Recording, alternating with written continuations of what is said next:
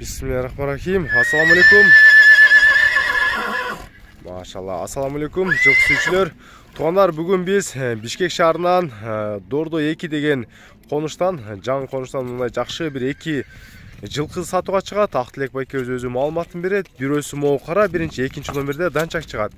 Видеону аягына чейин көрүп туруңуздар. Азыр так, биринчи номерден баштайлы. Актылек байке, мына каранын породасы өзүңүз айтсаңыз. Породасы Польша менен смешанный, да? Польша менен смешанный. Жашы 3 жаш. Бышты 3 жаш, а? Бою азыр ушул турушу канчага барат? Бою 1.70. 1.70 өлчөп алат, а? Бул үйрөтүлгөнбү, жазобу? Үйрөтүлгөн.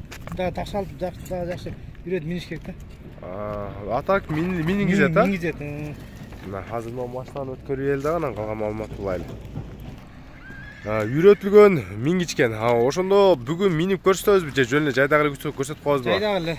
Жайдага? Если минип видеого жибер десе, анан минип коет. Минип коет, а? Атак азыр мен мына баш көздөрүн жакындан бир көрсөтүп коеюнчу. Мына жаныбарды көрүңүздөр.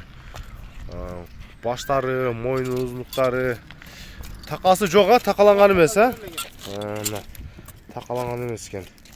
Арт жагынан көрүнүп жатабы? Арт жагынан көрсөткөндө мына сорлардагы бөлүнүң узун суагай жылкы экен.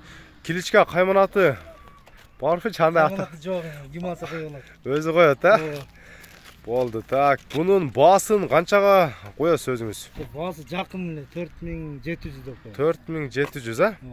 Азыр будан кийин данчак чыгат. Bundan дагы сындуу болгон тугандар. Мына көрүңүздөр.